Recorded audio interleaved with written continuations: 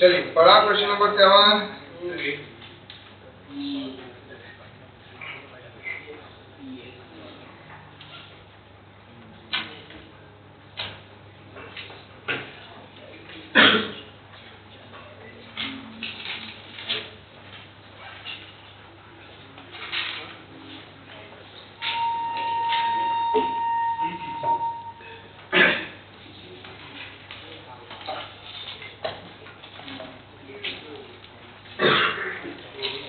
क्या दिया हुआ है यहाँ पे क्वेश्चन में, ध्यान से समझते हैं।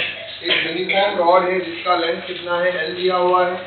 मास, प्लीज अभी शांत बैठना है, आजू बाजू वाले को ज्ञान नहीं बांटना है, अपना काम खुद करना है। चेक करना पड़ेगा। चलिए अब mg/3 और क्वेश्चन सही हो गया है। तो नीचे वाला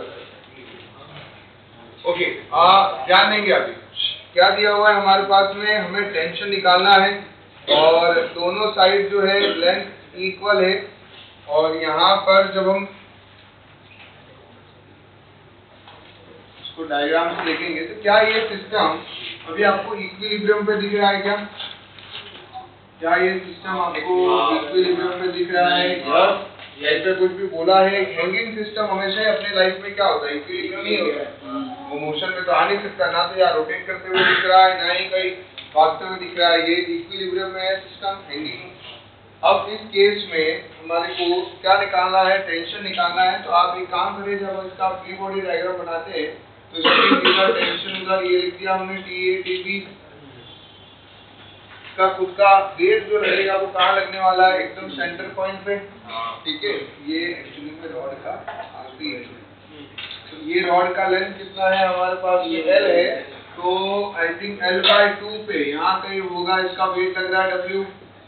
क्लियर? कोई कंफ्यूजन?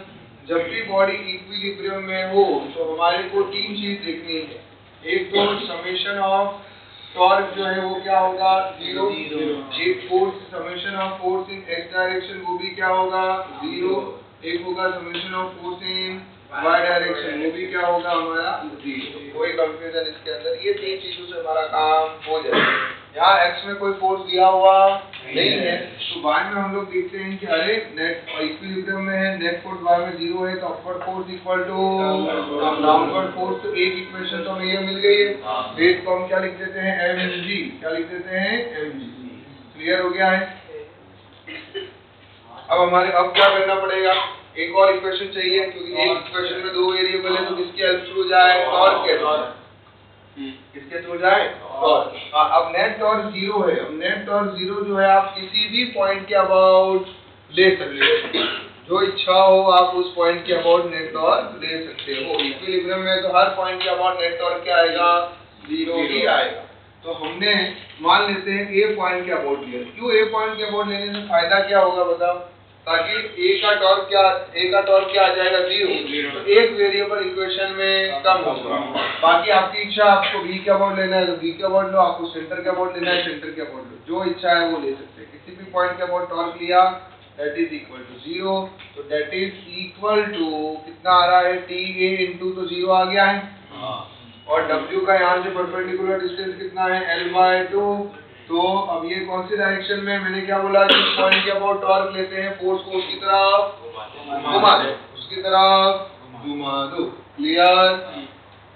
तो ये कौन सा सेंस है, क्लॉकवाइज या एंटी क्लॉकवाइज? क्लॉकवाइज। तो नेगेटिव में रखो -W इंटू L/2 और इसको इधर की तरफ घुमा दिया, एक पॉइंट की तरफ। जो ये आ रहा है एंटी क्लॉकवाइज, तो प्लस में आएगा। सही लिख रहा हूँ मैं, TA इंटू यहाँ से यहाँ तक का डिस्टेंस कितना है, 3L/4। तो ये आ गया 3L/4। आई थिंक इस इक्वेशन से हमें किसकी वैल्यू मिल जाएगी, वेट को लिख देता हूँ mg, TB की वैल्यू मिल जाएगी हमें। कितना आएगा देखो, ये तो 0 है, ये 0 हो गया, इसको इधर भेजा, प्लस का हुआ तो कैंसिल आउट किया। तो आई थिंक कुछ 2/3 mg। सही लिख रहा हूँ मैं, और इसको जो है फिर यहाँ पुट किया तो TA का वैल्यू कितना मिला mg/3। सही लिख रहा हूँ? कोई कंफ्यूजन? तो एक सिंपल क्वेश्चन जो है हमने शुरुआत की सिंपल से और उसको बढ़िया तरीके से खत्म कर दिया। चलिए अगला क्वेश्चन देखो 8th वाला। धीरे धीरे थोड़ा लेवल बढ़ा रहा हूँ। पहले एक्चुअली पहला क्वेश्चन सब डाल दिया, फिर रियलाइज हुआ कि एक आध इजी भी कराना है, तो इसलिए मैंने 7th और 8th थोड़े दोनों इजी डाले। 8th वाला भी इजी है।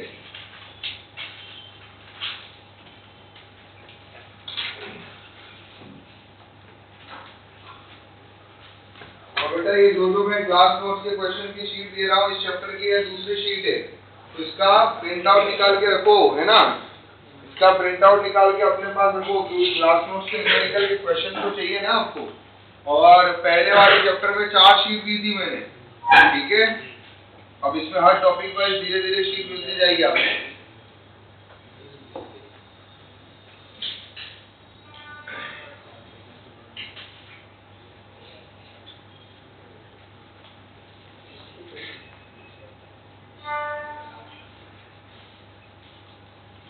क्या करना है, प्रिंट आउट निकाल के लाना, एक प्रिंट आउट निकाल के रखो। इसकी वजह से तो आज काम हो जाएगा इसका तो खत्म, लेकिन खुद निकाल के रख दो अपने रेफरेंस के लिए,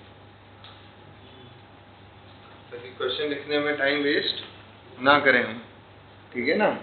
सॉल्विंग में टाइम वेस्ट करना है, क्वेश्चन लिखने में नहीं।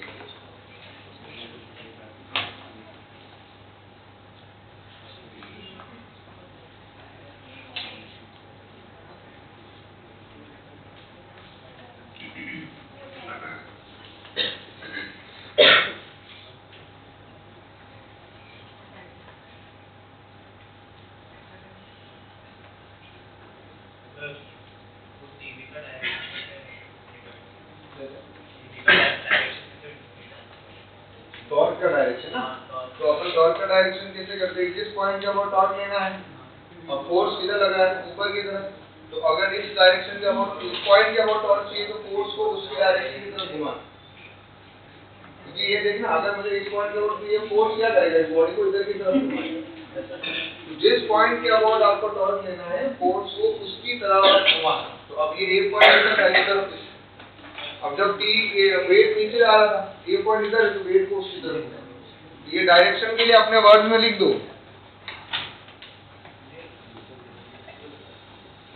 For direction of torque, for direction of torque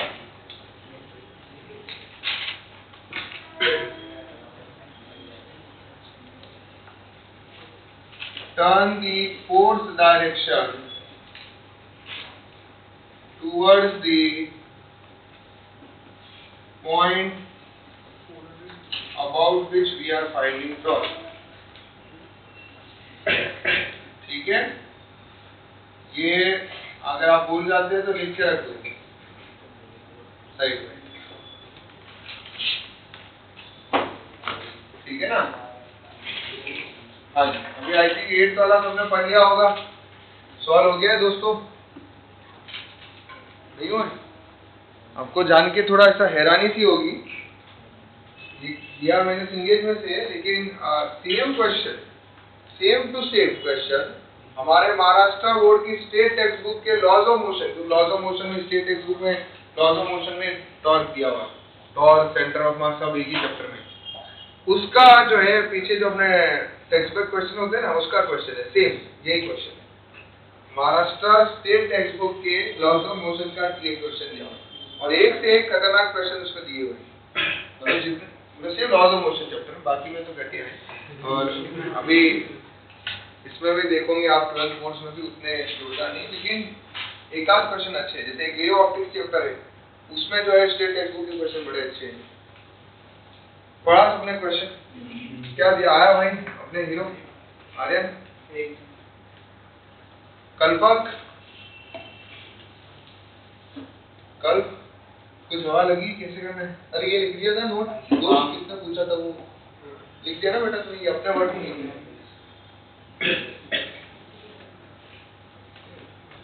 देखिए यार, अगर हम इस क्वेश्चन को पढ़े, थोड़ा सा ध्यान से समझते हैं कि हो क्या रहा है, यहाँ पे क्वेश्चन के अंदर एक लैडर के ऊपर एक बंदा बैठा हुआ है और जिसका मास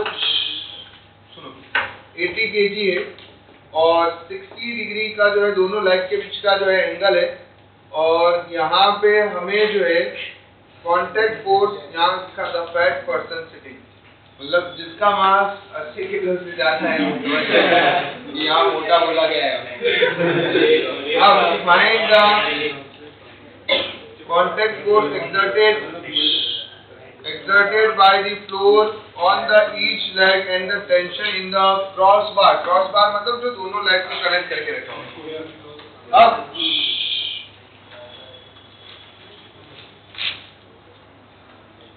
मान लेते हैं ये बंदा बैठा हुआ है। अब आपस में नहीं, ये रहा क्रॉस पर, 1 मिनट ध्यान बस आ जाएगा। ये बंदा यहाँ बैठा हुआ है, इसका 80 kg का वेट मास है तो 800 न्यूटन का क्या लग रहा होगा, यहाँ पे वेट लग रहा होगा नीचे की तरफ, कितना लग रहा होगा 800, बरोबर लिख रहा हूँ मैं। अब क्या अगर मैं इस फोर्स को यहाँ से अगर ध्यान से देखूं बीच से, क्या ये दोनों साइड सिमेट्रिक शेप है? दोनों साइड ये एकदम बीच में लग रहा है कि ये मास जो है और दोनों साइड सिमेट्रिकल है, तो ये मास क्या होगा यूनिफॉर्मली डिस्ट्रीब्यूट हो जाएगा दोनों साइड और सिमेट्रिक पार्ट है, shape symmetric, body symmetric, everything is symmetric. तो इसका मतलब क्या होगा, यहाँ पे जो नॉर्मल रिएक्शन आई है N1 और यहाँ पे जो नॉर्मल रिएक्शन आई कांटेक्ट की वजह से वो क्या है N2 और दोनों साइड सिमेट्रिक है, तो we can say that N1